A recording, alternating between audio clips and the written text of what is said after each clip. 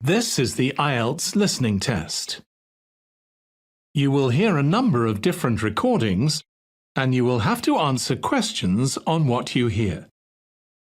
There will be time for you to read the instructions and questions, and you will have a chance to check your work. All the recordings will be played once only. The test is in 4 parts. At the end of the test, you will be given 10 minutes to transfer your answers to the answer sheet. Now turn to part 1.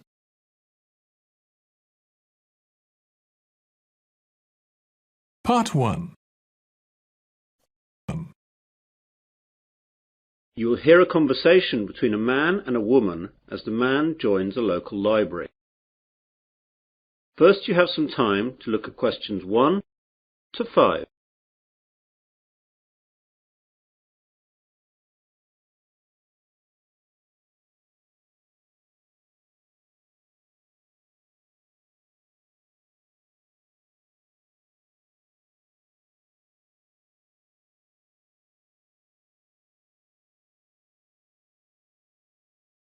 Listen carefully to the conversation and answer questions 1 to 5.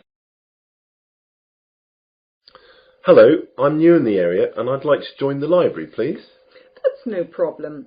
Let me get an application form. Here we are. Now, all we have to do is fill this in and then I'll get you to sign it and you'll be a member. Great. Now then, what's your full name? Peter Adrian Camden. How do you spell Camden? C-A-M-D-E-N. C-A-M-D-E-N? Yes, that's right. Right. And what's your address?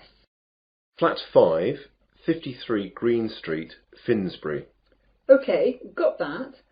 That's near here, isn't it? Yes, just 5 minutes walk. What's the postcode? 7424. 7434. Got that now. Now, can you tell me your date of birth? 8th of July 1976. And what's your telephone number? Well, I don't have a home number, but I've got a mobile. That'll do fine. It's 06634 982 746. Did you get that? Some of it. Can you say it again? The code's 06634 and the number's then 982 746. Right. That's almost it. Now I need some kind of identification to prove where you live. Do you have a driving licence or a passport or anything like that? I'm afraid that everything I have has got my old address on it. Do you need it now? No, not now, but you won't be able to take anything out until we see that. Wait a minute. I've got a letter addressed to me here that arrived this morning.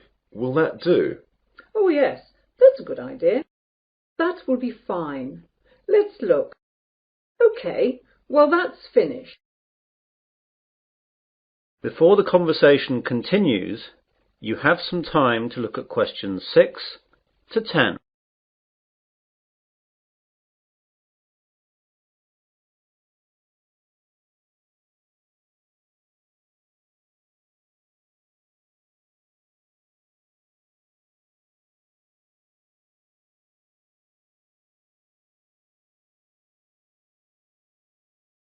Now listen carefully and answer questions 6 to 10. Could I ask you a few questions? The council that runs the library is running a survey to find out what kind of books people prefer so that they can direct their buying. Yeah, no problem. OK, so what type of books do you like? Well, I'm very keen on mysteries. You know, when a detective is trying to find out who did the murder. Historical novels interest me too. Romance, never. My sister loves them, but they bore me to tears. I quite like books on animals too. I get them out sometimes. Not science fiction either. Too weird. Well, I think that's it then. Good. Oh, do you charge anything? The library is free unless you want to rent out some of our videos or DVDs. How much is that? Well, we rent videos out for $4 each and DVDs are $6. You must leave us a deposit of $60 as well. That's returnable, of course. I don't think I'll get any of those just yet. Can I pay later? Sure, just give the money in when you're ready to rent them out. Well, thanks very much. You've been very helpful. I might take a book out now for the weekend, if that's okay. Go ahead. Well, goodbye.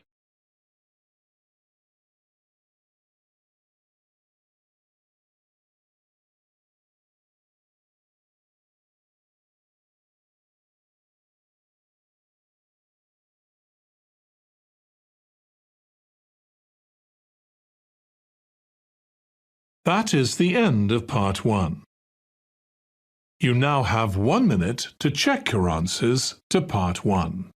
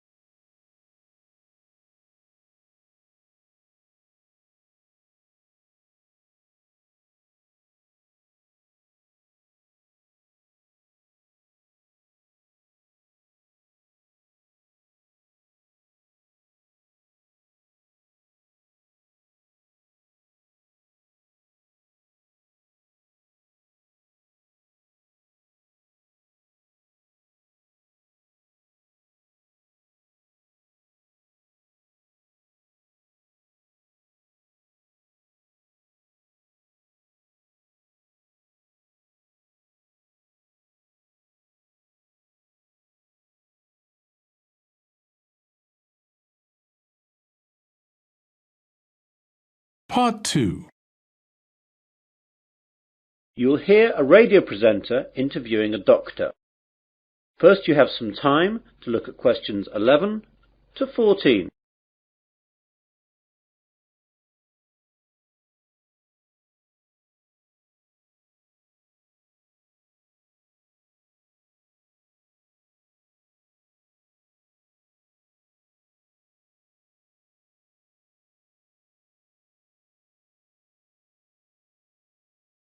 Now listen carefully to the interview and answer questions 11 to 14.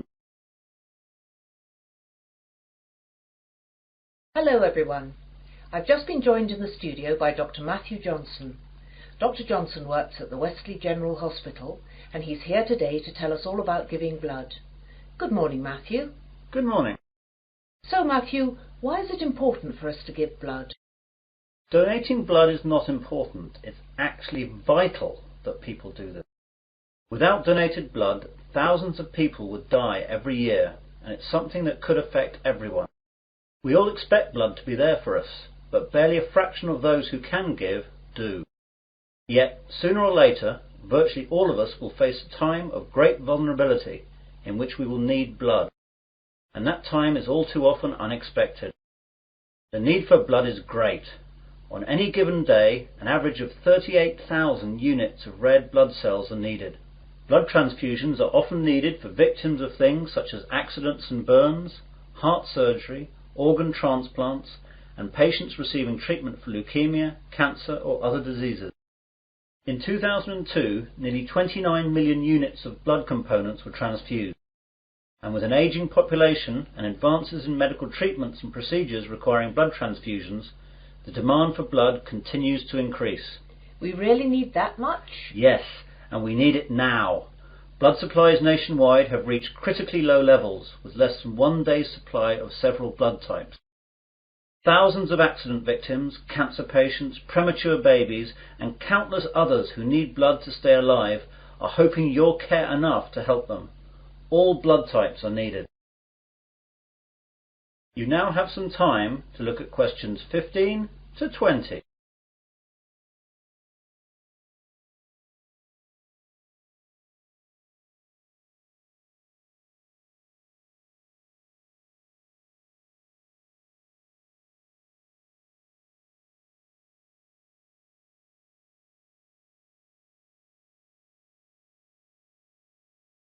Now listen to the rest of the conversation and answer questions 15 to 20.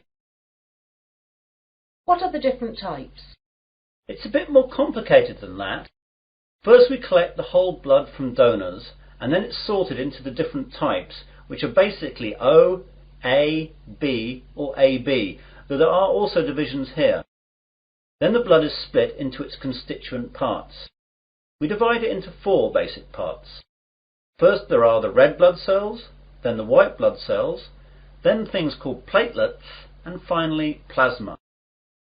This is shipped off to hospitals where they use the blood parts that the patients need. What are the different parts used for? Well, as I said before, the whole blood is your blood in its natural state, and something we rarely use. It's much more useful to us to have it separated into its component parts. Red blood cells are what everyone associates with blood, i.e. it's red. It's widely used to replace lost blood during surgery or when people hemorrhage.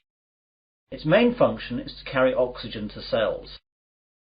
White blood cells are the most important part of the body's immune system, and they're used for patients whose normal defense systems aren't working properly.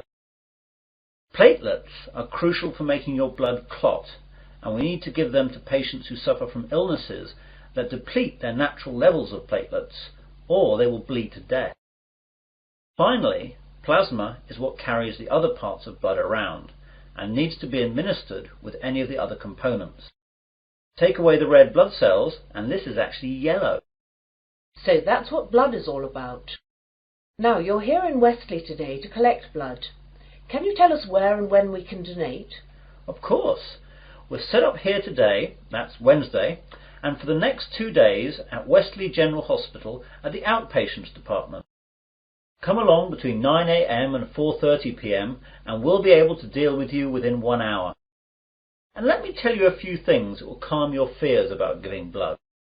Aside from a brief needle prick, it doesn't hurt to give blood. Your body will replace the blood you donate within days of your donation. And finally, you can't catch AIDS, hepatitis, or any other disease by giving blood. And of course, you get a cup of tea and a biscuit afterwards. And can anyone give blood? Almost everyone. Donors must be in generally good health, be at least 17 years of age, weigh no less than 110 pounds, have not received a tattoo within the past year, and not have donated whole blood within the past 56 days. We screen donors with a series of questions before we take the blood, so if you're unsure, come down and we'll let you know.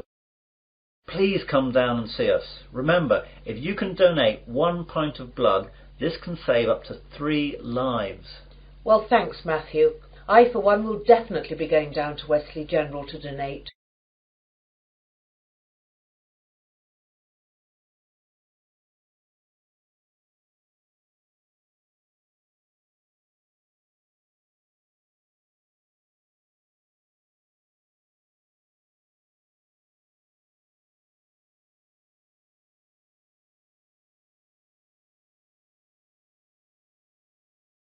That is the end of part 2.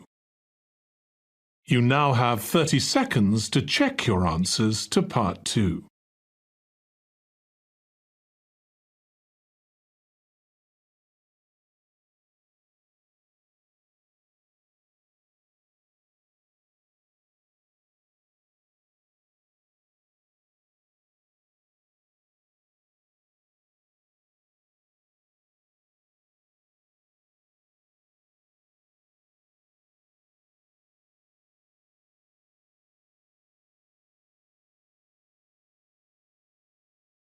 Part 3.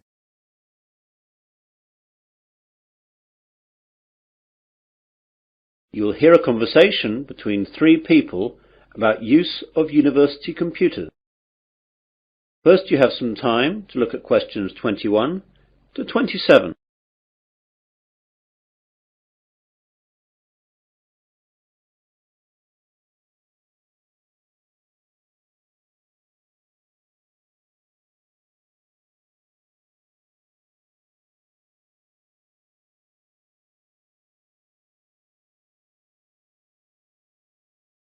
Now listen carefully and answer questions 21 to 27.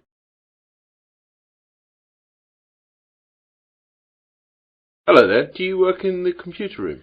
Yes, I do. Can I help you? Well, I'm a first year and I know that I'll need to use the computer room for my work, as I don't have a computer of my own. So I thought I'd get down here and see what I have to do in order to get time on one of the university's computers. OK, there are 4 computer labs open to undergraduates. The others can only be used by the staff and postgraduates. The names of the 4 labs you can use are Wimborne, Franklin, Salisbury and Court.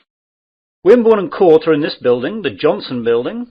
Franklin is in the Computer Sciences building and Salisbury is in the library. So I can use them whenever I like? Well, you can use them, but not whenever you like. As you can imagine, they're in quite a lot of demand, so you have to reserve your time on a computer.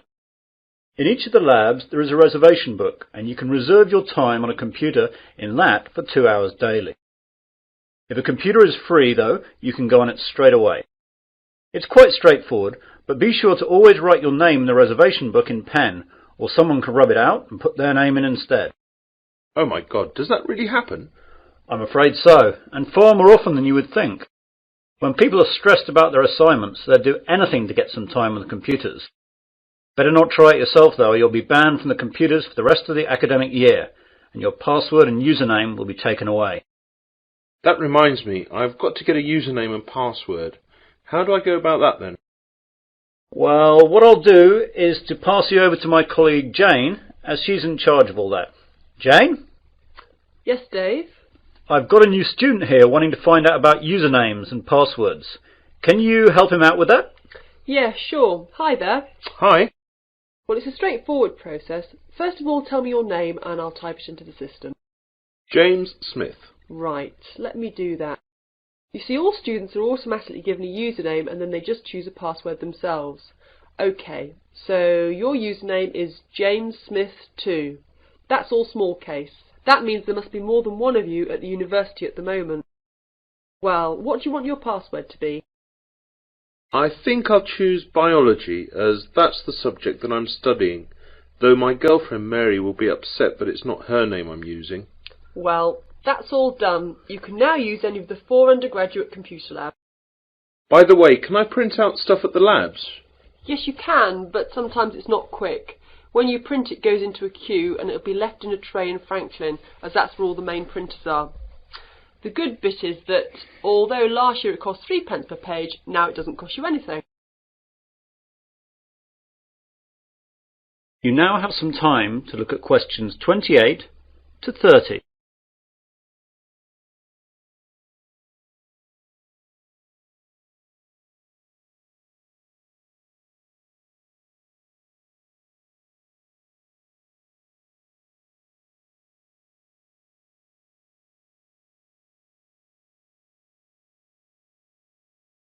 Now listen to the rest of the conversation and answer questions 28 to 30. I don't really know much about computing. Is there any training available? Yes, we have introductory courses for all new students. There is beginner, intermediate and advanced. Which would you like to go for? Well, I have done some, but I don't know if I'm up to anything more than beginner. I'd better stick with that. Intermediate could be too tough. Well, your course is in Franklin then. We're in Court now. You know where that is. That's in this building too, isn't it?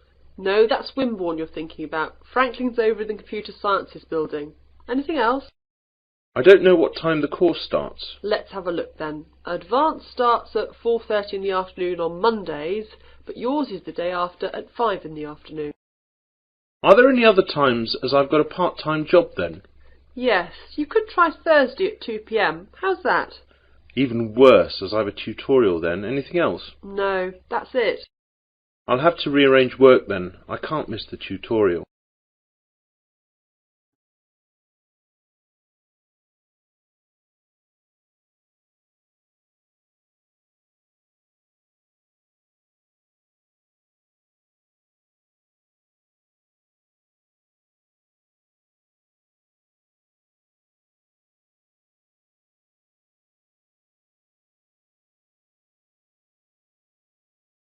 That is the end of part 3. You now have 30 seconds to check your answers to part 3.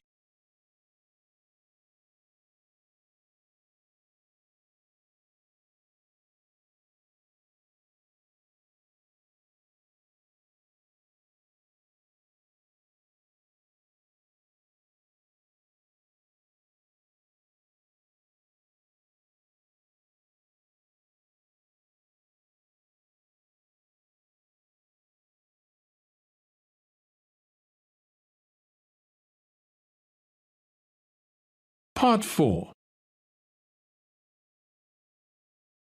You will hear part of a university seminar given by a student.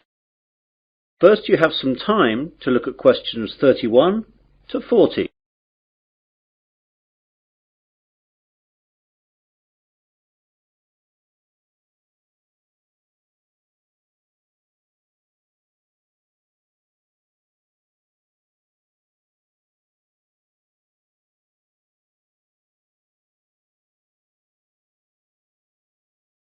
Now listen carefully and answer questions 31 to 40. Good afternoon, everyone. In today's seminar, we're going to continue listening to different students giving us a presentation on the subject of their term paper. Now, today is Hillary's turn. So, what are you going to talk about today, Hillary? Well, some of you will know that I was brought up when I was young in Japan, and I'm going to do my term paper on Japan's bullet trains, which have revolutionized their rail industry. Japan's main island, Honshu, is covered by a network of high-speed train lines that connect Tokyo with most of the island's major cities and Fukuoka on the island of Kyushu. Japan's high-speed trains are called Shinkansen, but are known to us as bullet trains. The Japanese bullet train system is credited with being the world's first purpose-built high-speed railway, and the model and inspiration for all other similar type systems running today, such as the French TGV. The reputation it has earned for safety, speed, and punctuality is unsurpassed. I'd like to give you some figures about that. As regards safety, there has never been a death on the bullet train system since its inception in 1964, other than that caused by deliberate passenger misadventure. As far as speed is concerned, the bullet train holds the current world record for the fastest average speed between two station stops, which was 261.8 kph between Hiroshima and Kokura. The train travelled 192 kilometres in 44 minutes. This record is from the 500 series Nozomi trains, running at a maximum speed of 300 kilometres an hour between Shin Osaka and Hakata. I'll talk more about them later. The punctuality puts European train services to shame. Most trains arrive at their destination after several hours to within the second. In 1 year, the total time that all bullet trains were late by was 12 seconds. This statistic is hard to believe, but it would be difficult to prove otherwise, and that's what the rail authorities in Japan have told us. Now I'd like to tell you a bit about their history. The first bullet train was introduced in 1964 by Central and West Japan Railways for the Tokyo to Osaka route. Most of these old trains have now been discontinued. There have been several bullet train models since then. The most recent ones have been the 300, 500 and 700 series, and it's the 500 series one that can travel at 300 kph. The bullet trains operating in Japan today are of the three following categories: Nozomi, Hikari and Kodama. The Nozomi trains stop only at the most important stations and reach Osaka from Tokyo in only about 2.5 hours, and it's the most modern of bullet trains that serve as Nozomi. Hikari trains stop a little bit more frequently than Nozomi trains and need roughly 3 hours to reach Osaka from Tokyo. Kodama trains stop at all stations, and they are the local trains among bullet trains. Older models of bullet trains serve as Kodama. I'd like now to talk a little bit about the technology involved in bullet trains. The Shinkansen bullet trains consist of electrically powered cars. That means basically all individual cars are equipped with electric motor driving systems. This is in contrast to locomotive trains, in which the locomotive pulls the passenger coaches. The realization of the high-speed Shinkansen with the electric train system had a great significance. The French train à grande vitesse, or TGV, runs on a centralised power system, in which the heavyweight, high-output locomotives at both ends pull the passenger coaches. It's a system suitable to European railways, which run basically on straight tracks in wide plains with solid foundations. However, it is unsuitable in Japan, where the ground is flimsy and the tracks full of curves and undulations, and intercity distances are short, making it necessary for the trains to accelerate and decelerate frequently. One of the advantages of the electric car system is that the motor functions as a brake to reduce the speed of the train. When the power feed to the electric car motors is stopped, the wheels continue revolving, keeping the motors rotating, resulting in electricity generation by magnetic induction. As the force acts in the direction opposite to the axle's motion, it functions as a brake to the train. All the motors equipped on each coach can be utilised effectively to reduce the speed, making the electric train system advantageous on Japanese railways, which involve frequent deceleration and acceleration. In addition, by virtue of the remarkable progress achieved recently in semiconductor technologies, the electric train system has undergone tremendous improvements in power, operability and safety administration, so the system is becoming increasingly advantageous.